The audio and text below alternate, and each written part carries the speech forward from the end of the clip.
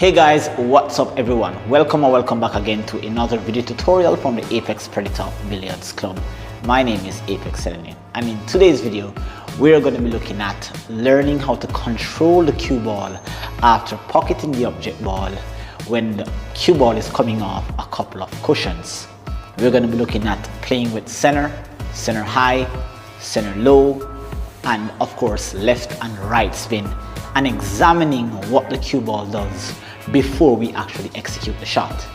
Now the shot that I have set up here is a very common 9-ball shot that of course most of you guys will encounter when you're on the last ball, or in fact any shot at all on the table when you have to pocket the object ball into the corner and you have to move the cue ball around the angles to get into position or to get a specific angle. So of course we're going to be learning a lot of principles, for example the tangent line, what the spin does whenever you are using the tangent line, and so much more. So if this is the first time here on the channel, consider subscribing, liking, sharing, and of course leave me a comment in the comment section below to let me know what you think about the progress and the growth in your game and in my game. So without further ado, let's jump right into the lesson. Alright guys, so the shot that I have set up here is that I have the object ball that is a half a diamond above the center, and I have the cue ball that is in direct line with the contact spot on the object ball, and there's a straight line leading towards the pocket facing of the side pocket here. So of course the objective is to pocket the object ball into the corner and come off 2 rails. But let's examine what happens whenever it is that we are trying to play with center.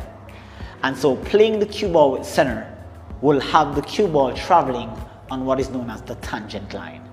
And so the tangent line is the perpendicular distance that is created between the shot line and the cue ball's natural path. So one of the best ways to predict the tangent line is of course creating a T in your mind. Now in the actual game you're not allowed to put your cue on the table like this, but you're allowed to use your cue to do any sort of movement in mid-air. So here, if I were to place my cue on the table here and create some sort of T, what you can see here is that after the cue ball pockets the object ball with center, it will follow this tangent line.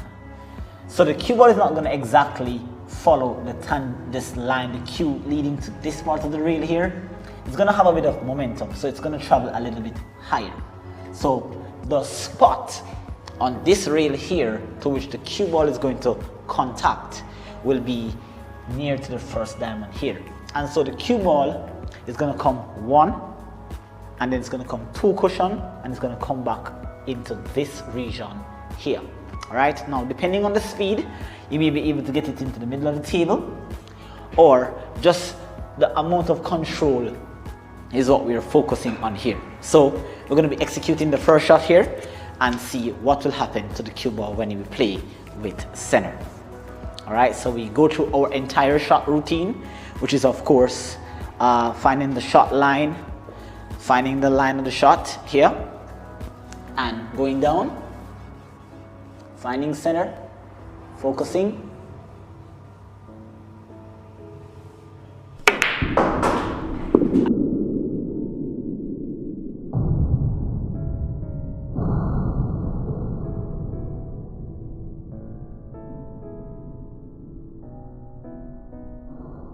and here you can see the cue ball follows that exact path as predicted, coming into around the same vicinity as which you're aiming from. Now we're actually going to play another shot, same position, and so now we're going to be playing with half a tip below center, which is what we know as stun. So since we know that the tangent line, which is a very important line to predict before you play any shot on a pool table, since we know that the tangent line is here, then it's easy to predict where stun or stun follow is going to bring you. So if we play with a half a tip below center, which is stun, it's going to go below this tangent line here, so it's going to come around this region. And so once we get in deep into the corner, it's going to come off a bit sharper. So it's going to come below the natural path of where the cue ball came when we played with center. So here we go, playing half a tip or a tip below center. We should end up in this region here with a little bit of speed.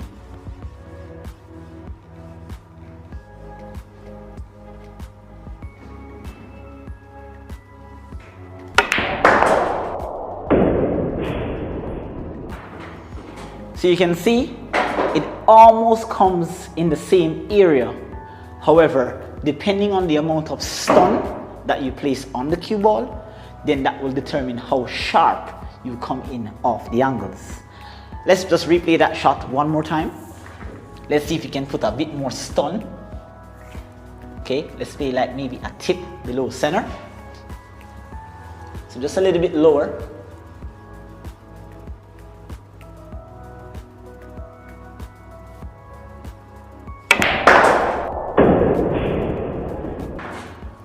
And you can see that is not completely a full tip below center, but you can see that it goes below the tangent line and it comes in a little bit sharper. All right, so that is what the cue ball does off the angles.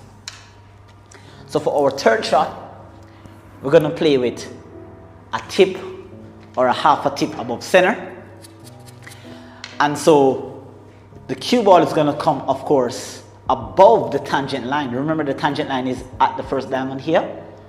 So if you play half a tip above center, it should catch somewhere here, and it's going to come a little bit long. Okay, so it's going to come here, about here, and come down into this region down here.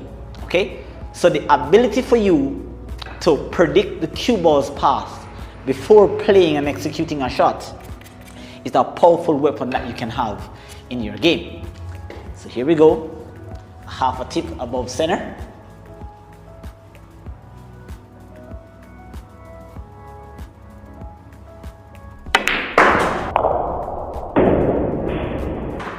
And you can see it comes off too cushion and it comes a little bit long because you're catching higher above the tangent line.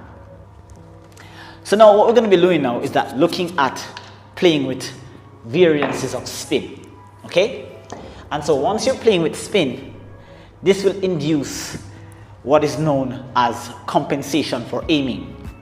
So of course, if you're aiming with, in this case, if I'm aiming with right spin, which is inside spin, the cue ball is going to veer off to the left. So that will mean, or that means for me, that aiming with inside spin, I will have to aim a little bit inside of the natural contact spot on the object ball. And if I'm aiming with left spin, then the cue ball is going to be veering off to the right, which means I'm going to have to aim a little bit outside of the contact spot of the object ball. So what will happen now if it is that I play with, say, top left in this case? So with top left, the cue ball is going to follow the line that would have lead if you were playing with top spin. So here is where it's going to catch. The effect of the spin will not take until it comes off the first rail. So with the top left, it's going to follow the line above the tangent, and when the spin takes effect, it's going to catch here and it's going to come in around here. Now the spin will almost follow the line that the tangent takes you, but the spin is going to give the cue ball a bit more speed and it's going to take you further down table. So let's see how this looks and what the cue ball does. Okay, so I have my contact spot. I know I'm aiming with left spin, so that means the cue ball is going to be veering off to the right, so I'm going to have to aim a little bit outside of that contact spot. Try to ensure that you, or try to make certain that you let your subconscious take over. Try not to put a conscious effort into trying to use the left spin. Just find the contact spot and your subconscious will do the natural calculation. So I find center I go above center and then I shift to the right here. My subconscious has calculated where my aim should be. Let's see what the cue ball does. So you can see it catches here, and then the spin took effect here, and then it picked up speed of the second rail, bringing you further down table. Alright guys, so what's gonna happen if it is that we play with center spin? In this case here, we're playing with center left. So the cue ball tends to veer off the shooting line a little bit more than when you're playing with top left. So the cue ball is going to follow the tangent line as if you were playing with center, but with the center left spin, the cue ball is going to take here and it's going to come in a bit sharper. It's going to follow the same path, but it's going to, of course, pick up a little bit more speed. So it's almost bringing you to the same area as if you were playing with top left, but it's, of course, following the tangent line direction. You see here? Center, find the contact spot, let your subconscious take over to do the calculation.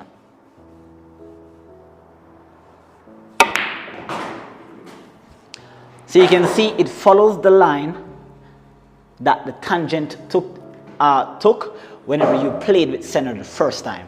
And so you can see that you get a little bit more distance. Earlier when we played with top left, it went around the angles and came and stopped somewhere here. And you can see with that extra lateral spin, it brings you even further down table. Now let's have a look at what will happen if it is that we play with low left. So of course, we know that playing below the center, then the cue ball is going to come in a bit sharper on the angles. And of course, once it hits here, comes here, again the spin will accelerate the cue ball down table, bringing you even further. It's going to come in a bit sharper on the angle. So let's see what the cue ball does here. We have to be careful not to put too much low or too much left spin on the cue ball, because you might end up scratching or end up hitting the jaws here and destroying your positional route. So low, half a tip or a tip below center. Apply just the right amount of left spin. Let your subconscious take over to calculate the compensation. And let's see what the cue ball does here.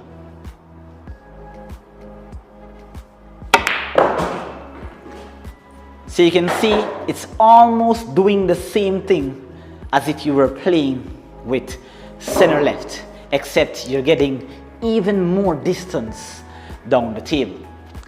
So before I go on to play the remaining shots, you can see that playing with variances of spin is not going to allow the cue ball to do anything different. You can actually get the same position playing with center, top, low, but adding that extra bit of spin is what will increase the cue ball speed going around the angles. And depending on how far down the table you want to end up, maybe you want to end up high with a steep angle, or you want to end up in between steep and shallow, or you want to end up a little bit shallow on the angle to play position onto your next ball. You will have to be very much aware of how this actually works. So I'm going to play a couple more shots for you here. But since as we have now completed playing with outside spin, let's see what will happen if it is that we play with some inside spin.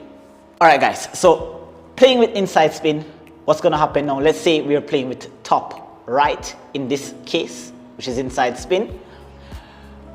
Once you play with top right, again the cue ball is still going to follow this line that leads you above the tangent. But with the inside spin, it's going to allow the cue ball to go a little bit longer on the rail here.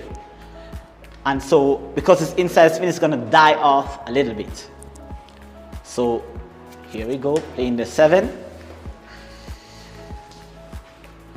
Find center, go above center, Or inside spin. We should catch somewhere near to the side pocket.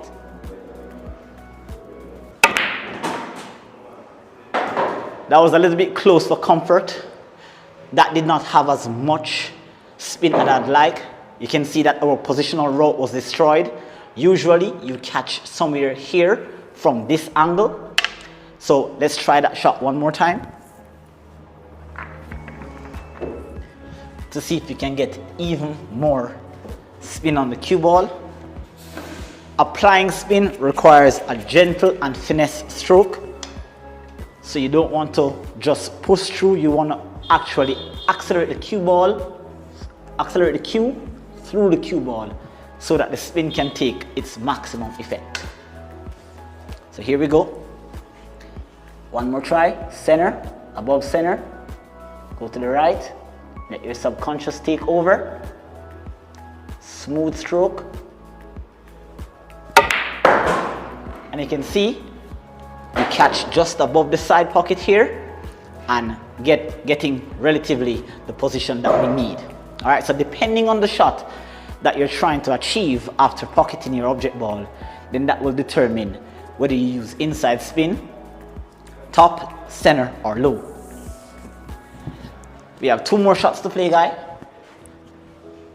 And so now we're going to be playing with center right.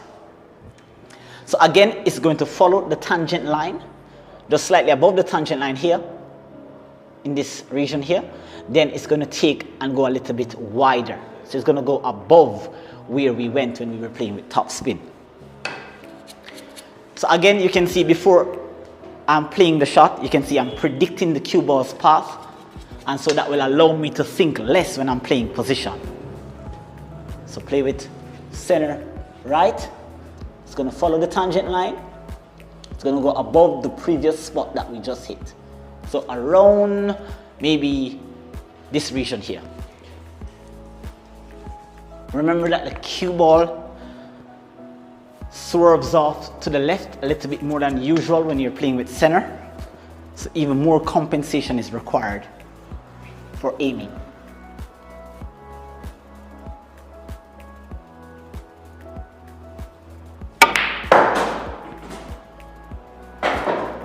Well, obviously I did not have as much. Usually if you have maximum left spin, it should catch here and go in this region, but you can actually see that the inside spin actually took effect.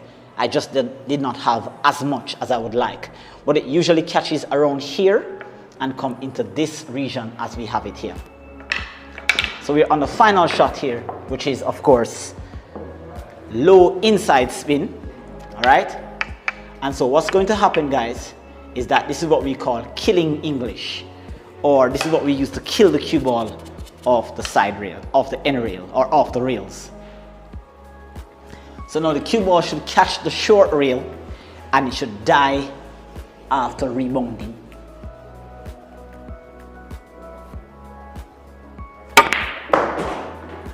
And you can see how that cue ball, even with the speed of how I played the shot, it catch the short rail and it died. All right, so there you have seen it, guys. 9 very powerful shots that you need to know. Now, this principle doesn't just work with this shot. It actually works with a variety or variances of shot. So just for one more example here, I'm going to place the cue ball and I'm going to give it a bit steeper angle. So I'm not here, I'm actually here. All right, and so once you change the angle of the shot, it means that you'll be hitting less of the object ball, or if you increase the angle or lessen the angle, I should say, you're actually decreasing the speed to which the cue ball is going to come off the rails. So here I've added a bit more angle to my shot, but once you play with any of the following spin, you may need to compensate a bit more, but this will actually require you to have more control over the cue ball, because the cue ball will be running around the table. So here I'm going to be pocketing the 5 and I'm going to be trying to play with center, and the cue ball is going to take the same route as if I was here, except I'm hitting less of the object ball. so the cue ball will have a bit more speed coming around the angles. So let's see how this one works. I'm playing with center. Let's see here.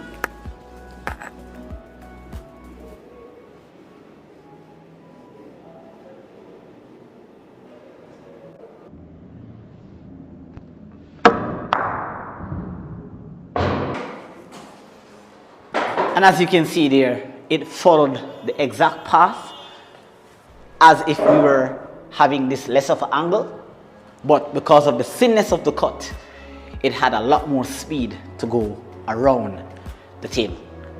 All right, so there you have it, guys. 9 very important shots that you need to go on the table and practice. Cue ball control, cue ball direction, cue ball speed, and understanding the principles of position play. Number 1, always predict where the cue ball will go using the tangent line. From there, you should be able to know if the cue ball will go above, below the tangent line, and what's the angle that the cue ball will come off a couple of cushions or so. All right, so thank you so much all for watching, and be entertained by the cue ball principles and cue ball control of this video. Do take care until next time. This is Apex Selenium signing out. Please like, share, and subscribe. And do not forget to turn on your post notification bell to be notified when there are more tutorial sessions. Do take care. Peace.